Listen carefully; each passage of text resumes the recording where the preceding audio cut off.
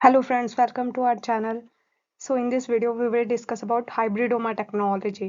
Hybridoma technology होती क्या है, इसका कहाँ पे यूज़ किया जाता है, क्या इसकी टेक्निक है, कैसे हम इसको परफॉर्म करते हैं और इसके एप्लीकेशन, एडवांटेजेस, डिसएडवांटेजेस, ये सब चीज़ें आज हम इस वीडियो के अंदर देखेंगे. So let's get started. Hybridoma. Hybridoma word से जैसे हमें पता चल रहा है it is related to hybrid. Hybrid word हम कहाँ पे यूज़ करते हैं, जब हम किसी दो चीज़ों को फ्यूज़ करके या मिक्स करके एक नई चीज़ बनाते हैं तो उसको हम हाइब्रिड बोलते हैं. मतलब ये उन दोनों का मिक्सचर होता है, उन दोनों का फ्यूज़न होता है. तो इसके अंदर भी हम कुछ ऐसा ही करेंगे. हाइब्रिडोमा टेक्नोलॉजी का यूज़ कहाँ किया जाता है, हम एंटीबॉडीज़, मोनोक्लोनल एंटीबॉडीज़ प्रोड्यूस करने के लिए इस टेक्निक का यूज़ करते हैं. Monoclonal antibodies can be produced in specialized cells through a technique now popularly known as hybridoma.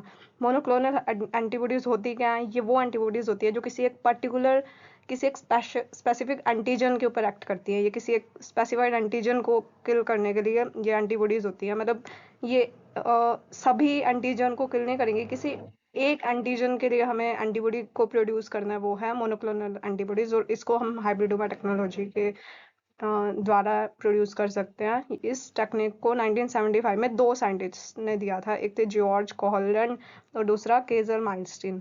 सो देखते हैं कि इसके अंदर क्या होता है. और दूसरा, जैसे हमने देखा कि इसको हाइब्रिडोमा क्यों बोलते हैं, क्योंकि इसके अंदर हाइब्रिड सेल्स प्रोड्यूस होते हैं. वो हाइब्रिड सेल्स दो टाइप के सेल्स का फ्यूजन होते हैं. वो दो सेल्स कौन कौन से हैं, एक तो लिम्फोसाइट सेल्स है, example is spleen cell of mouse, immunized with red blood cells from sheep, and एक सिंगल माइलोमा सेल का यूज करते हैं. Myeloma cell mean cancerous cell, जिसको हम बोन मैरो से लेते हैं. माइलोमा सेल का हम यूज क्यों कर रहे हैं इसके अंदर, क्योंकि वो सेल्स कॉन्टिन्यूसली डिवाइड करते रहते हैं और इमोर्टल होते हैं. मतलब वो सेल कभी भी डिवाइड करना बंद नहीं करेंगे, वो डेड नहीं होंगे. यही कैंसरस सेल्स की खास बात होती है. तो वो जो ब्लड होता है, वो जैसे हमें पता है बोन मैरो के अंदर प्रोड्यूस होता है red blood cell, white blood cell, तो वो ये बोन मैरो के अंदर प्रोड्यूस होते हैं और वहीं पे इनके अंदर कुछ ऐसा म्यूटेशन आ जाता है जिसके कारण माइलोमा सेल्स बनते हैं. इसलिए मतलब बोन मैरो के अंदर ही माइलोमा सेल्स का प्रोडक्शन होता है, इसलिए हम बोन मैरो से माइलोमा सेल्स को लेंगे. अब मोनोक्लोनल एंटीबॉडीज होती क्या है. मोनोक्लोनल एंटीबॉडीज जैसे हमने पहले देखा, homogeneous immunological reagents of defined specificity. पहली बात तो ये होमोजीनियस होती है, मतलब इसके ये मिक्सचर नहीं होती बहुत सारी अलग अलग तरीके के एंटीबॉडीज का. ये सिर्फ एक ही स्पेसिफाइड होती है एंटीबॉडीज. होमोजीनियस मिक्सचर होता है ये. These can be utilise for diagnosis and screening with ease and certainty. इनका यूज कहाँ किया जाता है, हम इनको प्रोड्यूस ही क्यों कर रहे हैं मोनोक्लोनल एंटीबॉडीज को, क्योंकि इनका कहीं ना कहीं लैब वगैरह के अंदर यूज किया जाता है डिसीज को डायग्नोज करने के लिए. क्योंकि मान लो हमारी बॉडी के अंदर कोई डिसीज है, तो उस डिसीज से रिलेटेड कोई एंटीजन होगा हमारी बॉडी में. कोई बैक्टीरियल डिसीज है तो बैक्टीरिया कोई ना कोई एंटीजन, कोई ना कोई टॉक्सिन प्रोड्यूस करेगा, तो उसके अंदर हमारी बॉडी में एंटीबॉडीज बनती हैं. तो हम वो एंटीबॉडीज का यूज करके पेशेंट का ब्लड सीरम वगैरह लेके चेक करेंगे कि वो हमने मोनोक्लोनल एंटीबॉडी जो ली है वो उस एंटीजन के साथ रिएक्ट कर रही है या नहीं. अगर वो उसके साथ रिएक्ट करेगी तो उससे हमें क्या प्रूव हो जाएगा कि वो जो एंटीजन है वो हमारे ब्लड के अंदर प्रेजेंट है. मतलब वो डिसीज से, उस पर्टिकुलर डिसीज से डायग्नोसिस हो जाएगा कि वो डिसीज बॉडी के अंदर है. दूसरा, पॉलीक्लोनल एंटीबॉडीज क्या होती हैं. These are mixture of many different antibody molecules.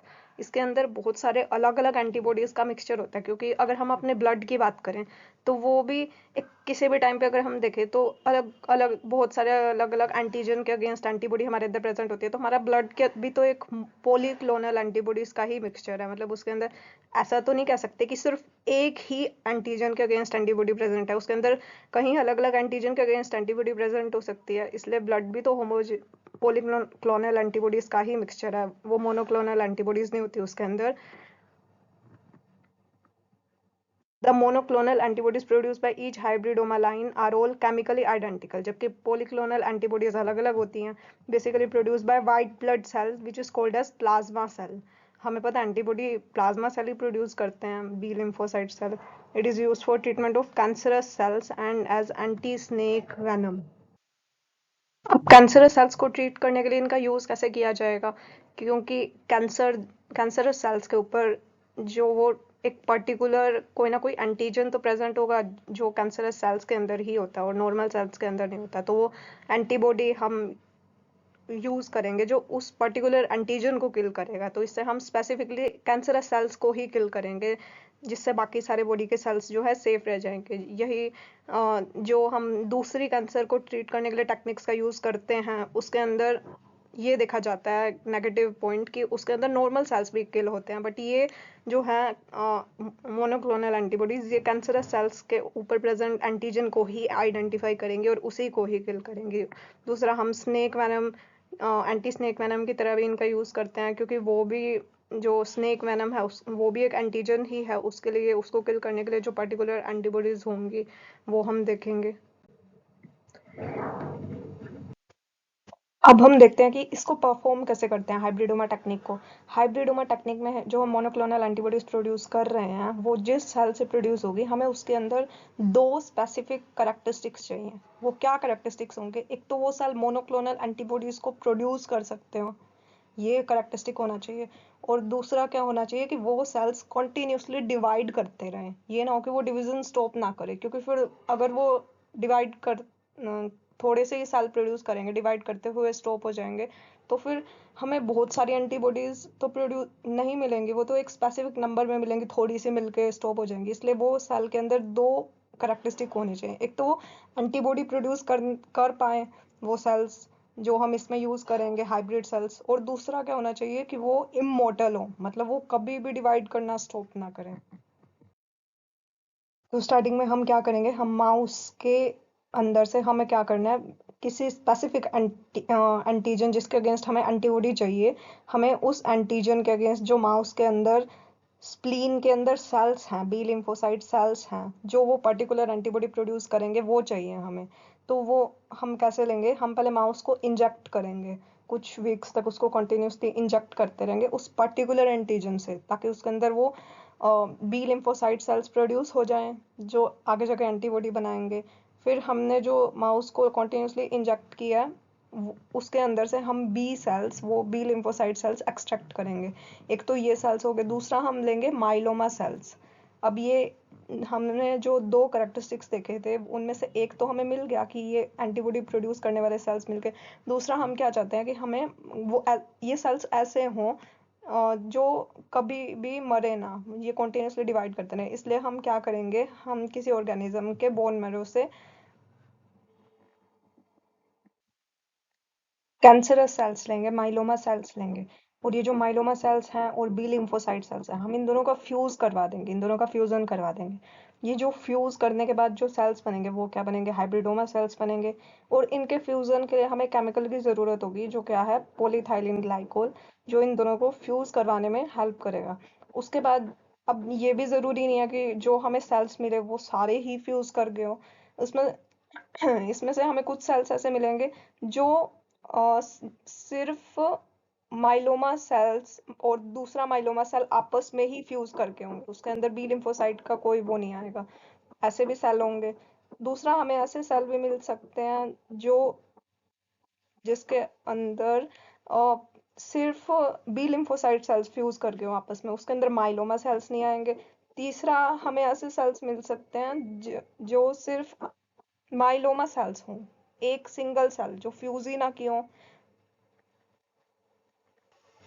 चौथे, हमें अनफ्यूज्ड बी लिम्फोसाइट सेल्स मिल सकते हैं, और पांचवें हमें वो मिलेंगे जो हम चाहते हैं, फ्यूज्ड हाइब्रिड सेल्स, जिसमें बी लिम्फोसाइट सेल्स और माइलोमा सेल्स आपस में फ्यूज कर गए हैं।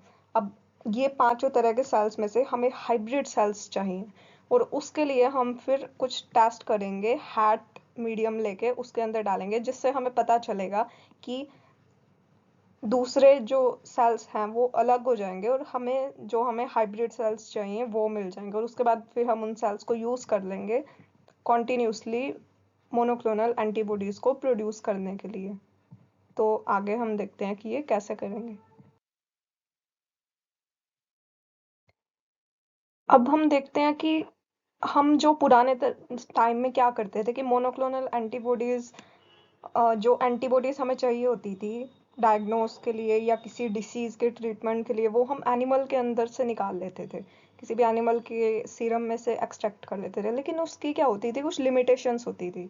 वो क्या लिमिटेशंस थी? एक तो हमें इस चीज़ के लिए एनिमल को सैक्रिफाइस करना पड़ता था, उसके सीरम में से एंटीबॉडीज निकालने के लिए, जो एंटीबॉडीज हम चाहते हैं उसके लिए हमें उसको पहले हाइपर इम्यूनाइज करना पड़ता था, उसके अंदर बहुत ज़्यादा एंटीजन को इंजेक्ट करना पड़ता था, उसके अगेंस्ट फिर उसके अंदर एंटीबॉडीज प्रोड्यूस होती थी।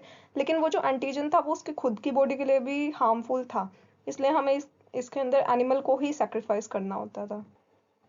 दूसरा क्या था कि जो इसके अंदर एंटीबॉडीज प्रोड्यूस होती थी वो हेट्रोजीनस होती थी, एक से ज्यादा टाइप के एंटीबॉडीज होती थी, एक से ज्यादा टाइप के एंटीजन के अगेंस्ट वो होती थी। क्योंकि ब्लड के अंदर, सीरम के अंदर जरूरी थोड़ी ना है कि किसी एक ही जो हमने एंटीजन डाला उसके अंदर उसके अगेंस्ट ही एंटीबॉडीज हो, उसके अंदर नॉर्मली जो पहले से एंटीजन है उसके अगेंस्ट भी हो सकती है। तो ये एंटीबॉडीज मोनोक्लोनल नहीं मिलती थी हमें, जनरली पॉलीक्लोनल मिलती थी।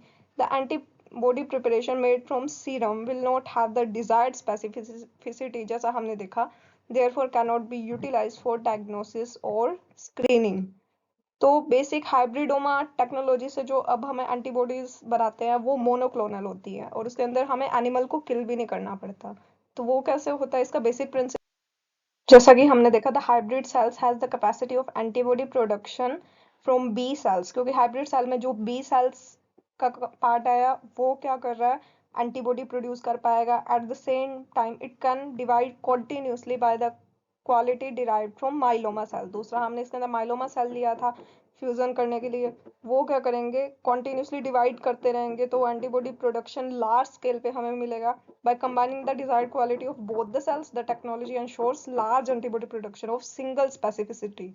सिंगल स्पेसिफिसिटी होगा क्योंकि हम जो एनिमल को इम्यूनाइज करेंगे, एंटीजन देंगे, एंटीजन उसके अंदर इंजेक्ट करेंगे, वो कोई पर्टिकुलर वही एंटीजन होगा जो हम चाहते हैं कि जिसके अगेंस्ट हमें एंटीबॉडीज मिले। इसके प्रोसीजर में हमें ये 6 स्टेप्स देखने को मिलेंगे। देखते हैं इसके अंदर क्या होता है, टेक्निक क्या है। सबसे पहले हमने जैसे देखा था इम्यूनाइजेशन ऑफ स्पेसिफिक एनिमल, जिस एनिमल के अंदर हमें बी सेल्स जिससे लेने हैं उसको पहले उसी तरह के एंटीजन के लिए इम्यूनाइज करना पड़ेगा। Laboratory animal example mice are first exposed to the antigen against which an antibody is to be generated. Usually this is done by series of injections, जैसे मैंने बताया था, of the antigen over the course of several weeks. Where in spleen के अंदर क्या करेगा, ये B sales को एक्टिवेट कर देगा। बी सेल्स के एक्टिवेट होने के कारण प्लाज्मा सेल्स प्रोड्यूस होंगे। Isolation of plasma cells from spleen of animals, उसके बाद उन बी सेल्स को, प्लाज्मा सेल्स को हमें एक्सट्रैक्ट करना है ताकि फिर हम उसको आगे फ्यूजन में यूज कर सकें।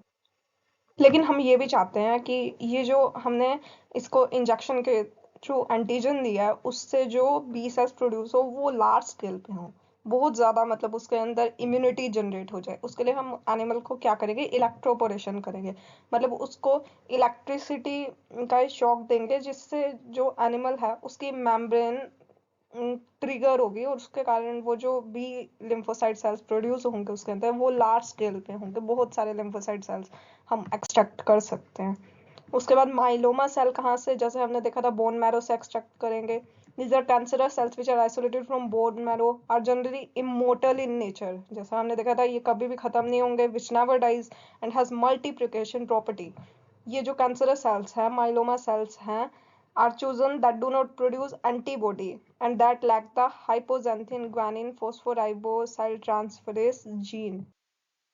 अब इन सेल्स की क्या करेक्टरिस्टिक्स होनी चाहिए कि एक तो ये एंटीबॉडी प्रोड्यूस ना करे, क्योंकि एंटीबॉडी तो कौन प्रोड्यूस करेगा, 20 सेल्स करेंगे जिसके साथ हम फ्यूज करवाएंगे।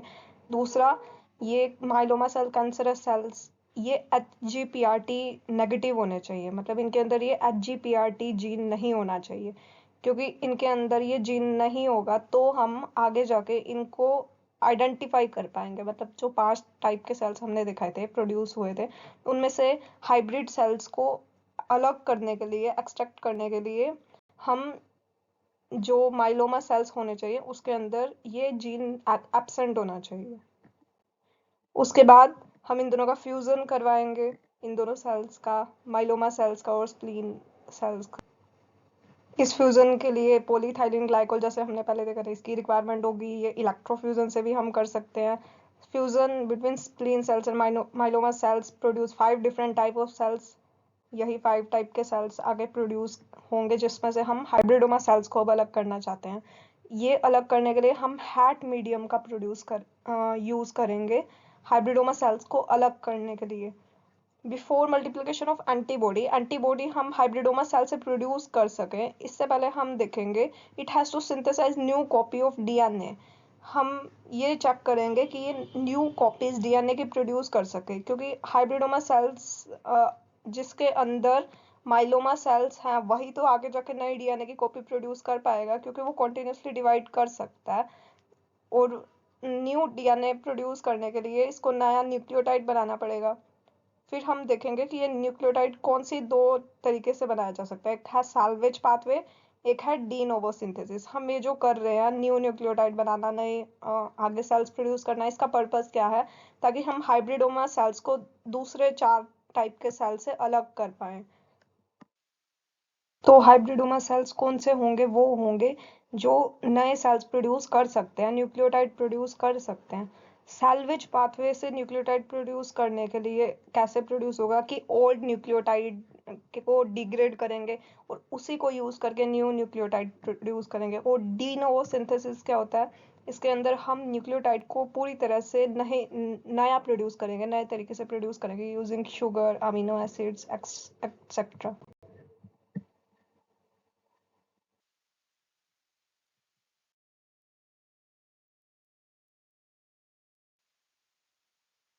तो हम हाइब्रिडोमा सेल्स को कैसे आइसोलेट करेंगे, ये जो इसको हम आइसोलेट करेंगे using HAT medium. HAT medium के अंदर 3 कंपोनेंट्स होते हैं, अमीनोप्टेरिन, थाइमिडीन एंड ज़ैंथीन।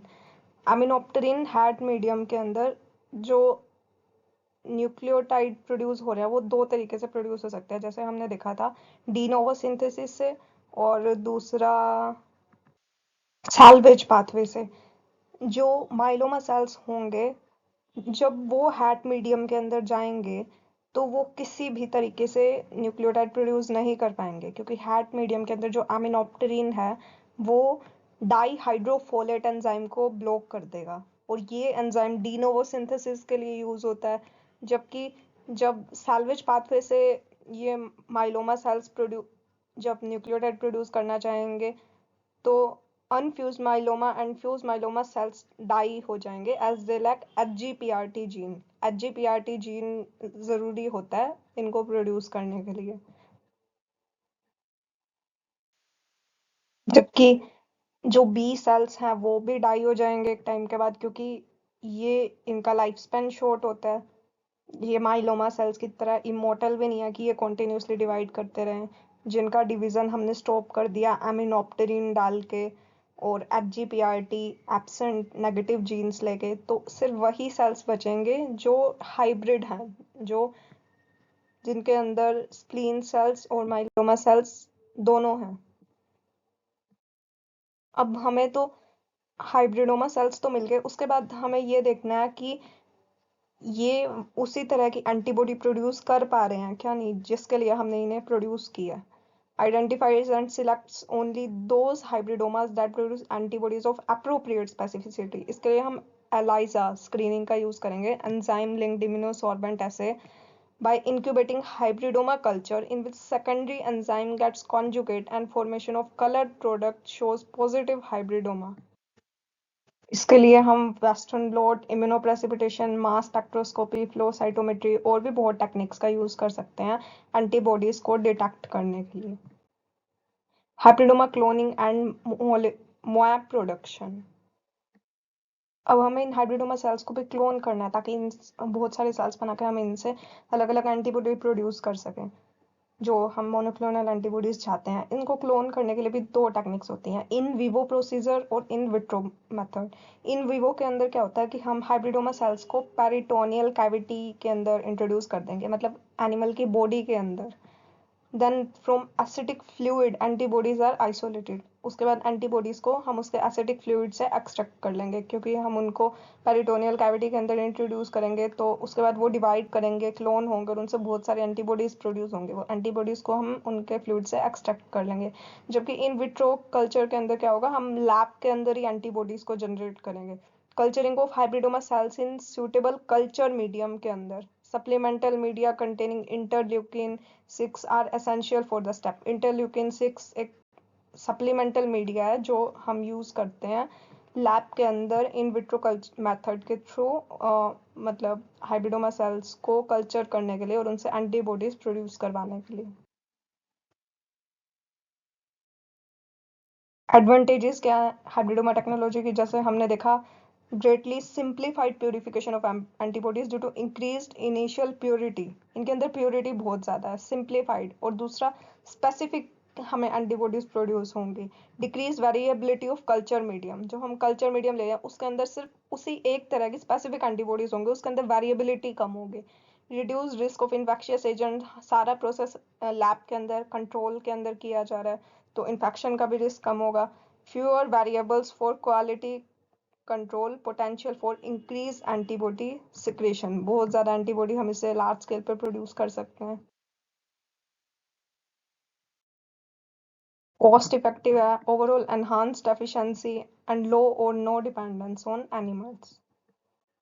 इसकी कुछ डिसएडवांटेजेस भी हैं। एक तो मीडिया में भी लॉन्गर टू प्रिपेयर, बहुत ज़्यादा टाइम मिलेगा मीडिया प्रिपेयर करने के लिए। सेल्स में not grow to as high density and may be more fragile than the cells in serum. तो इसमें भी अभी कुछ मॉडिफिकेशन की ज़रूरत है ताकि इसको भी और एनहांस किया जा सके। ये इस टेक्निक्स की भी अपनी लिमिटेशंस है। Not all serum free media are applicable to all cell lines. So thank you. आज हमने हाइब्रिडोमा टेक्नोलॉजी के थ्रू मोनोक्लोनल एंटीबॉडी कैसे प्रोड्यूस करें ये देखा। सो मिलेंगे नेक्स्ट वीडियो में। Thank you.